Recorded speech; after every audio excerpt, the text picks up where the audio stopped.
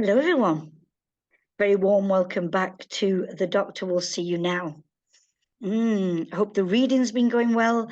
Hope you've been finding new authors to delight your crime fiction palette and maybe returning to ones that you just know are going to deliver on your reading. Well, talking about delivering on the reading. Author and novel for you today. Highly recommended.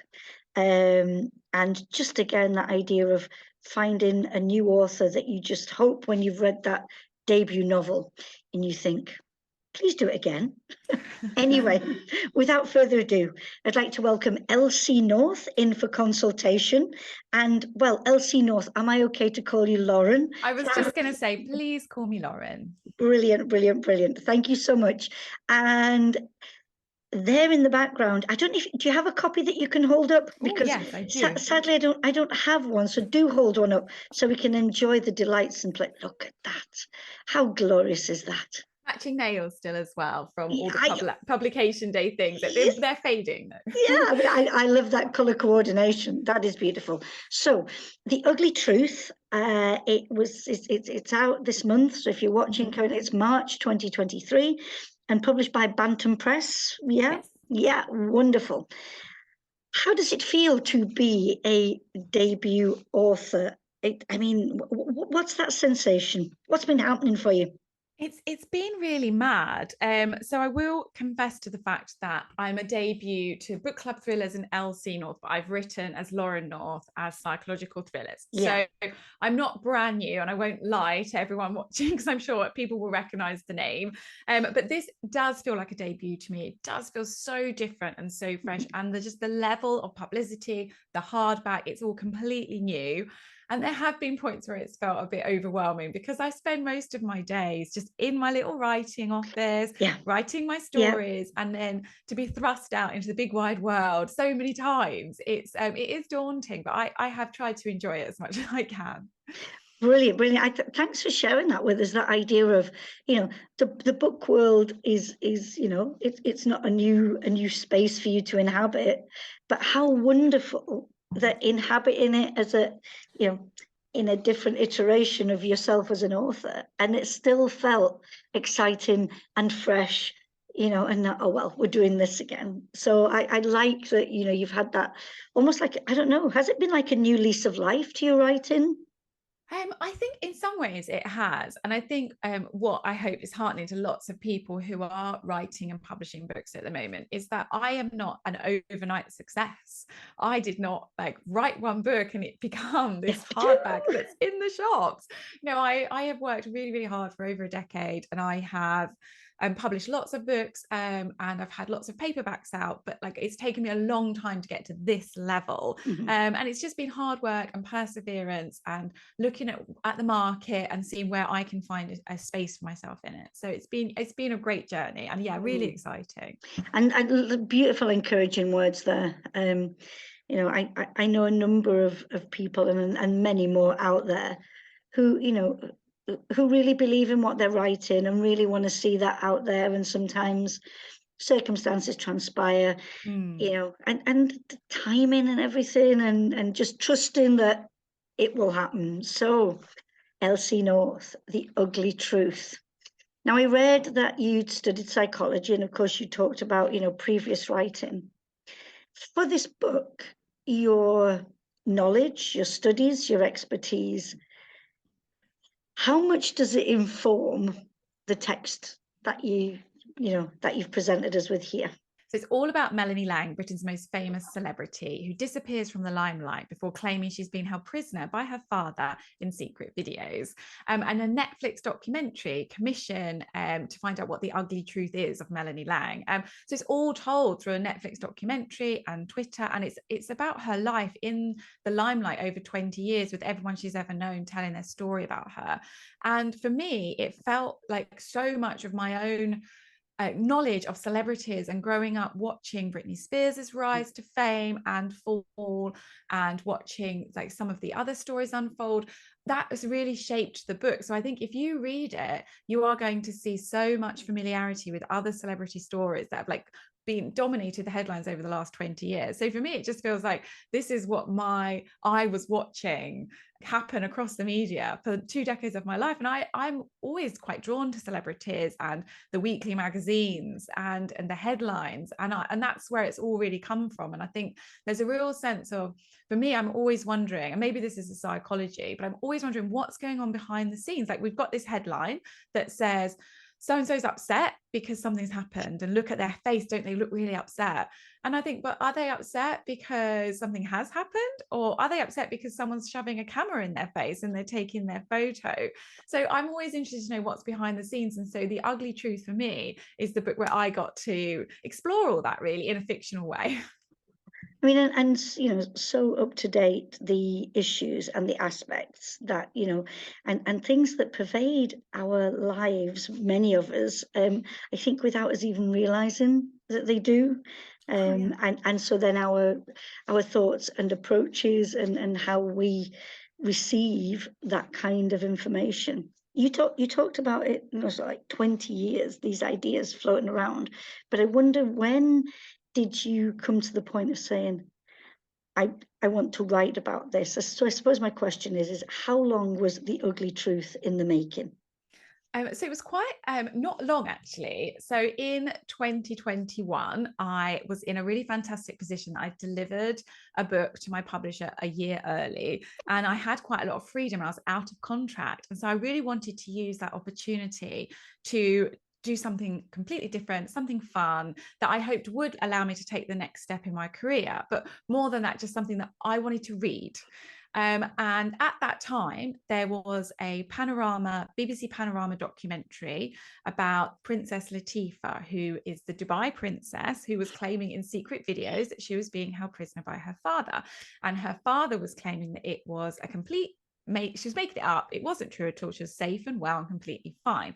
And that really triggered in me this sense of control and power, and two sides to a story, with a powerful man saying one thing and a woman saying another, and the differences in how we perceive both those stories. You know, was she being held prisoner, or was she struggling with mental health? We still actually don't know the answers of what has happened in that situation.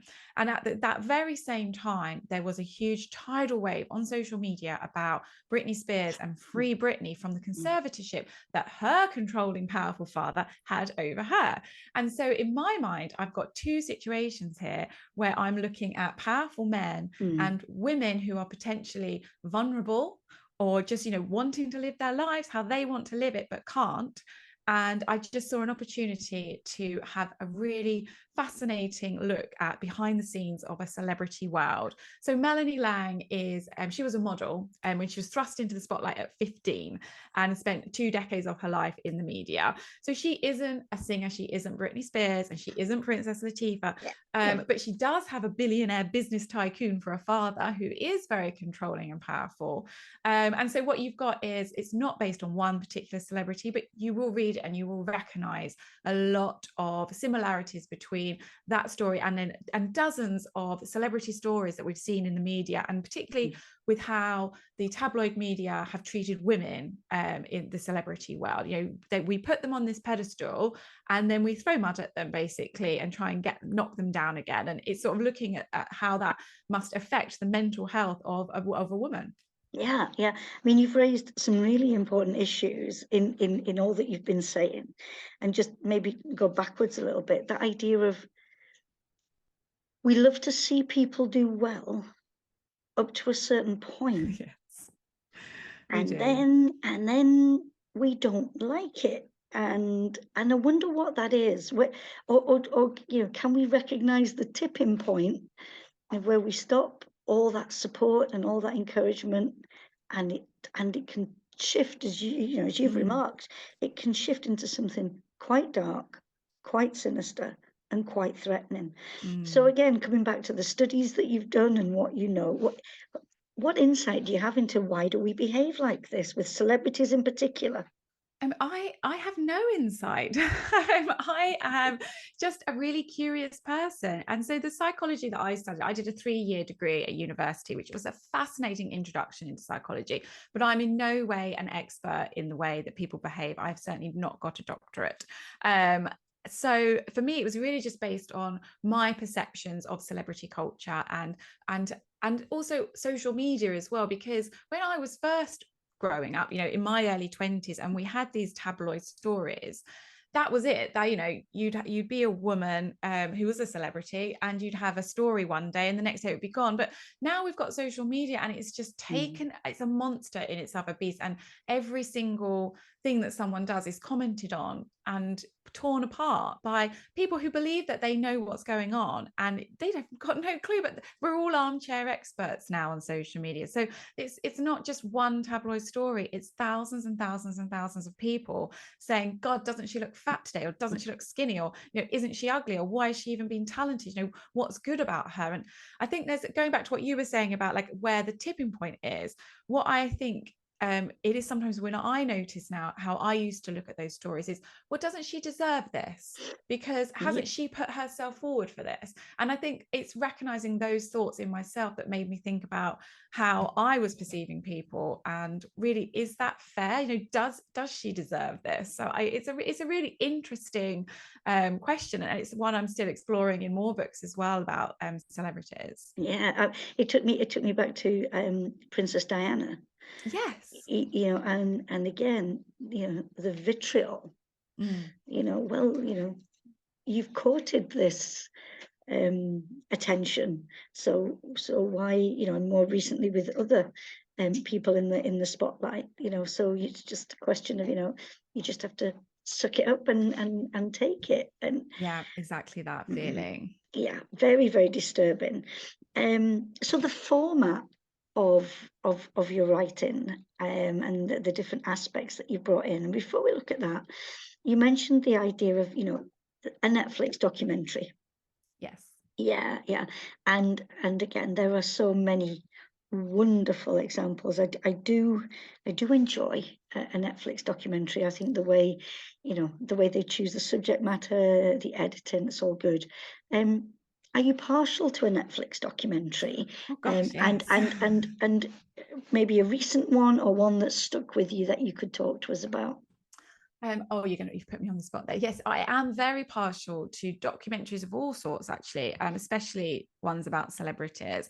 There was a fantastic one that Sky did actually about Britney Spears, which was really great. I can't think off the top of my head the name of some of the ones on Netflix I've watched, but I do love the format that they have, this sort of introduction, and then it all unfolds, and you've got all these people telling their side of things, and then often, if you're lucky, you've got a bit of footage of like what happened, or they do like a bit of replay acting, and I really love that. It just brings it all to life.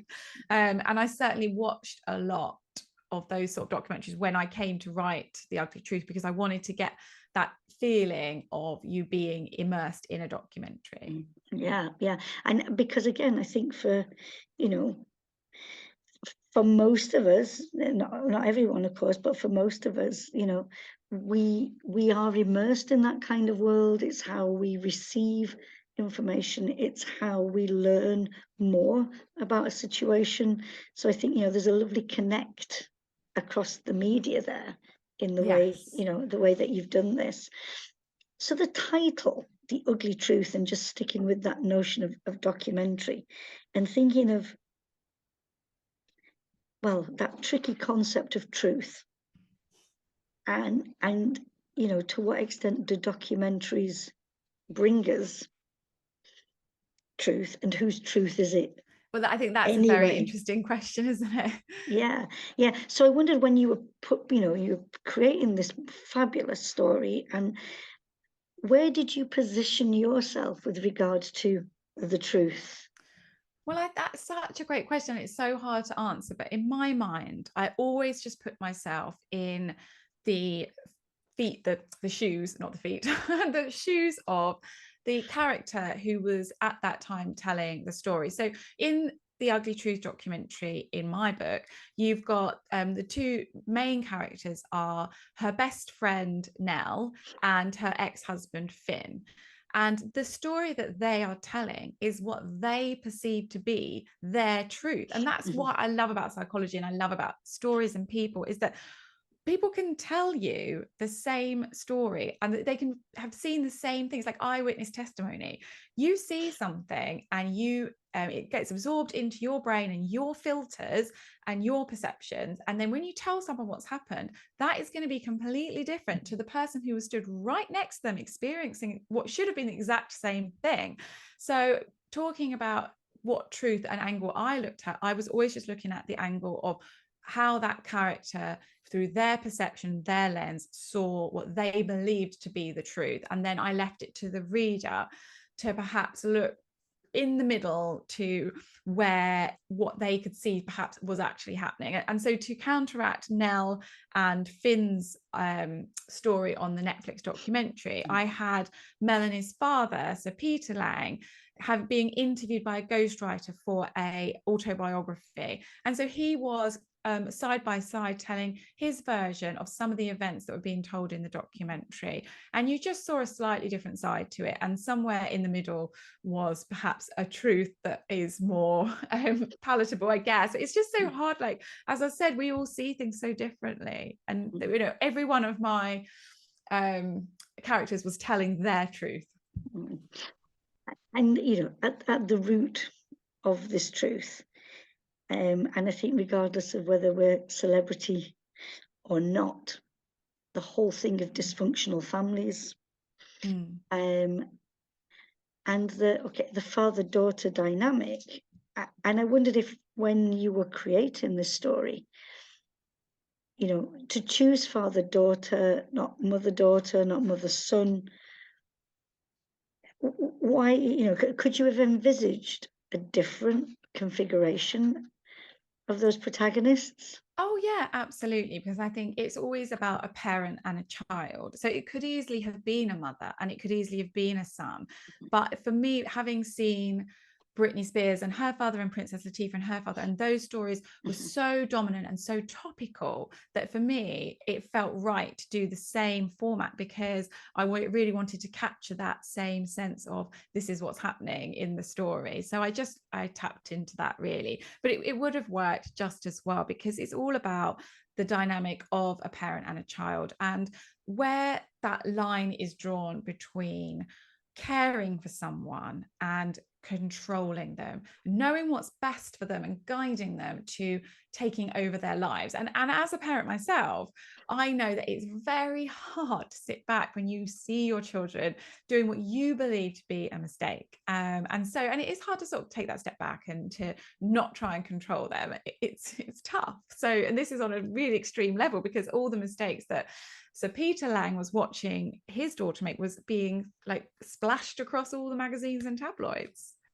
Yeah, and that's the thing, isn't it? It's almost like that damage limitation of it's not, you know, it's not just here within the confines of our apartment, home, house, whatever, but it's actually, you know, and society in general is watching this and having an opinion, and how then do we deal with that? Yeah, I wonder again, to ask you, do you think if it had been, you know, somebody not in the limelight and not in a position of status, do you think the same dynamic could have worked as well as it did here? Because though, you know, those elements lent it that platform.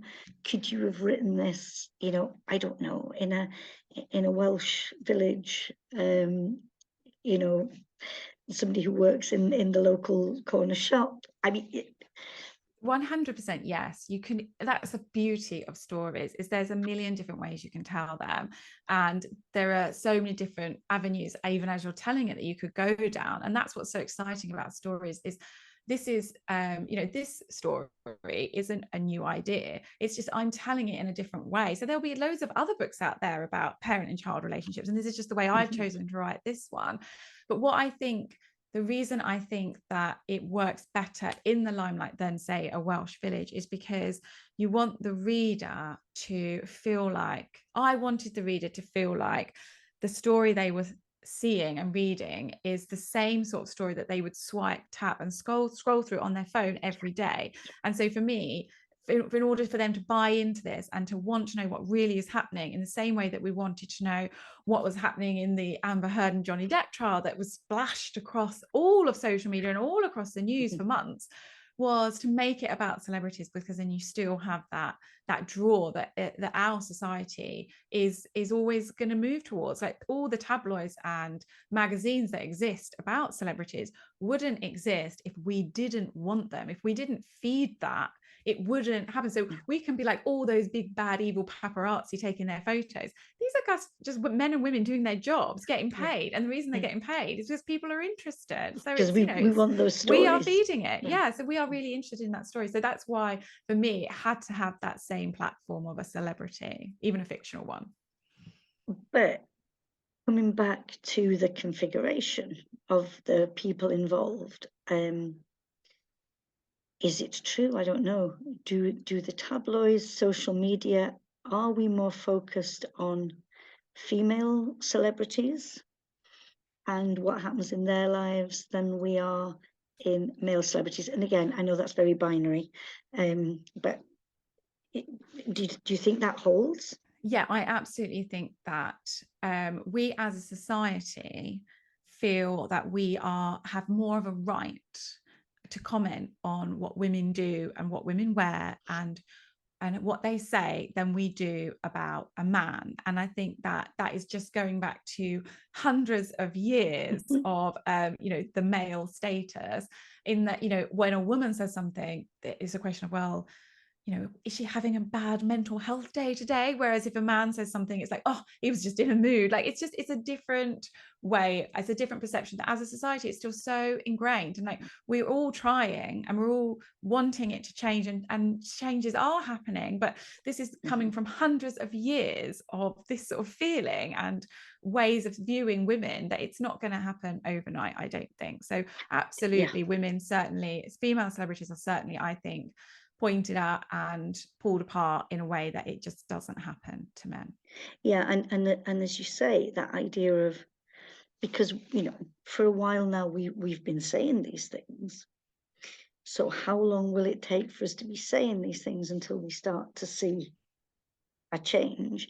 And that's not to say, I'm not advocating that we then, let's do the same thing to men. No, we just need to be kinder to each other. We just need to not do it at all, don't we? And, yes. And there's always like anytime it all goes too far, there's often then a be kind hashtag across social media, and everyone realizes, I mean, it's difficult, isn't it? Because it's not me making bad comments, but like lots of people do, and I don't think they really realize the harm that can cause. And then I think they realize then, and they stop, and they do their be kind hashtags. And there is a in The Ugly Truth, there's a blogger, a celebrity blogger, who tears Melanie apart across her life, and then towards the end is like, oh, save Melanie, oh, she's my best friend and I love her, and all this meanness. And quite a few people point out that she was one of those ones causing these problems. And I think it's I don't think you really realize some of the damage you can do sometimes just in a few comments that you're making about people.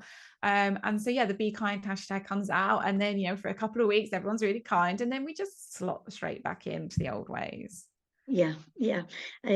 But again, I think we're moving forward. We are. I'm thinking in the past, when hashtags didn't exist, and certainly not the be kind hashtag, and thinking back to traumas in the playground, the meanness that happened, at a very local level. And maybe we are doing better in challenging those things. Maybe we still, the default mode is to be cruel, but maybe we're learning to try and stop that and change it. I certainly think that the generation of my children that they are in, how they are being taught at school, is very different to the way that we were sort of just, things were not talked about and things were ignored. Yes. Whereas I think there's a lot more talk about mental health all around for children, and kindness, and what bullying is and what it looks like, and how to stand up for people. And I think that I can see that happening to my children in a way that it didn't happen to me. And so my hope is that in a couple of generations time, it's gonna be a different world that we live in. I have hope, without a doubt. I have hope, definitely. Always hope. Now, if we can return to you and the book coming into being, a couple of questions I always like to ask to find out, behind that beautiful book you've shown us. So, first one is there something that in the end didn't make it onto the published page that had to be taken out, that you're sad got left behind? Oh, that's an interesting question. There wasn't for me, and I'll tell you why. It's because my first draft, so a book is generally around, my commercial fiction novels are generally around 80,000 words. But my first draft normally lands about 65,000 words. And I sharpen that up, and I normally add probably about 5 to 10,000 at that point. And then it goes to my publisher, and he's always add. There's always bits to delve into and develop further. So I don't think there was anything that got cut out, actually. I think it was just more was added in. So a character that was always there in the book but didn't have a voice was Melanie's sister Zara. She was always around in the background, but we didn't hear from her, and it was sort of talked about that we should have her voice as well, because she is a businesswoman. She is a very normal person who has grown up with her sister being the one splashed across the tabloids, her sister getting all this attention from the world and from her father. And how does that what does that do to someone? And so I added her voice in. So I'm more of an adder than a taker away. Fabulous. I love that. Yeah, it's not a question of needing to cut things out. Just let's put some more in. And then it might be that you've already answered this by saying what you've told us, but of all the wondrousness that is found within the covers, which aspect are you proudest to have created? Oh, I'm obviously really proud of the whole package. And I'm really thankful to my publisher for creating such a beautiful cover. And the covers, actually, I will give a shout out to Becky Kelly, who's the cover designer, who did lessons in chemistry as well. And that cover, like a really standout cover. They've really taken the idea that I had and have run with it. I think I'm most proud that I put myself out on a slight limb by creating a story that's told just through interviews and transcripts and Twitter and diary entries. And it isn't a new way to write a book. Daisy Jones and the Six is written that way. Bram Stoker wrote Dracula that way many years ago. So it's not new, but it's not actually the easiest format to write in. And it's not engaging for everybody, and there will be people who read it and it doesn't engage with them. But I would say that the reviews I'm getting show that I have established the story and have told Melanie's story through a medium where you don't hear from her until 3/4 of the way through, but you get a complete sense of who she is, and that was challenging and so much fun. And I think I'm just really proud that I took a chance, and it's my this is the book I want to read book is now a book that other people are reading as well. Yeah, I mean, definitely. And it's and it's refreshing. I think for many, thriller, mystery, suspense, crime, I think many readers, we're always open to something different. Show us what you can do. Let's take us on that journey, maybe in a different format. But I think the way that you've chosen, I think the added extra skill to be able to make sure that these different formats hang well together, and whilst you could talk about a disjoin because it's coming in different ways, but it doesn't.